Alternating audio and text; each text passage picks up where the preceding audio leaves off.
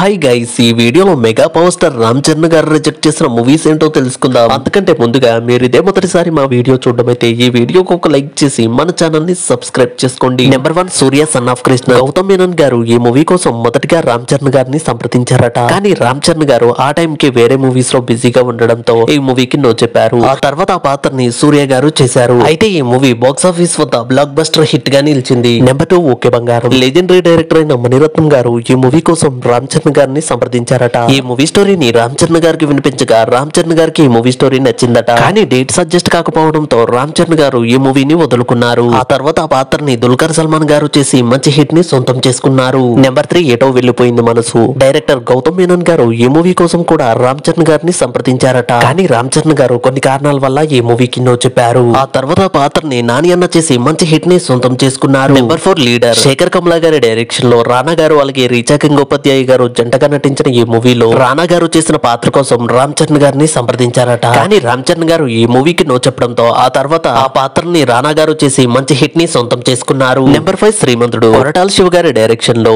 మహేష్ బాబు గారు అలాగే శృతి హాసన్ గారు జంటగా నటించిన ఈ మూవీ బాక్స్ ఆఫీస్ వద్ద సాలిడ్ హిట్ గా నిలిచింది. అయితే ఈ మూవీలో మహేష్ బాబు గారు చేసిన పాత్ర కోసం రామ్ చరణ్ గారిని కూడా సంప్రదించారట. కానీ రామ్ చరణ్ గారు కొన్ని కారణాల వల్ల ఈ మూవీని కూడా మిస్ చేసుకున్నారు. అప్పటికే వరుస ఫ్లాపులతో సతమతమవుతున్న మహేష్ బాబు గారు శ్రీమంతుడు మూవీతో సాలిడ్ కంబ్యాక్ ఇచ్చారు. నెంబర్ 6 కృష్ణార్జున యుద్ధం. డైరెక్టర్ మేర్లపాక గాంధీ గారు ఈ మూవీ కోసం రామ్ చరణ్ గారిని సంప్రదించారట. కానీ రామ్ చరణ్ గారు అప్పటికే నాయక్ మూవీలో డ్యూయల్ రోల్ లో నటించడంతో కృష్ణార్జున యుద్ధం మూవీ కూడా డ్యూయల్ రోలే కావడం, దానికి తోడు ఈ మూవీ స్టోరీ తనకు అంతగా సెట్ కాదని చెప్పి రామ్ చరణ్ గారు ఈ మూవీకి నో చెప్పారు. అయితే ఆ తర్వాత ఆ పాత్రని నాని గారు చేయగా ఈ మూవీ బాక్స్ ఆఫీస్ వద్ద ఫ్లాప్ గా నిలిచింది. ఏది ఏమైతేనే రామ్ చరణ్ గారు రిజెక్ట్ చేసిన మూవీస్ కొంతమంది హీరోస్ కి హిట్స్ అందిస్తే మరికొంతమంది హీరోలకు మాత్రం ఫ్లాప్స్ గా నిలిచాయి. ఈ వీడియోకి ఒక లైక్ చేసి మీలో ఎంతమందికి రామ్ చరణ్ గారు అంటే ఇష్టమో కామెంట్ చేయండి. అలాగే వెళ్తూ మన ఛానల్ ని కూడా సబ్స్క్రైబ్ చేసుకోండి.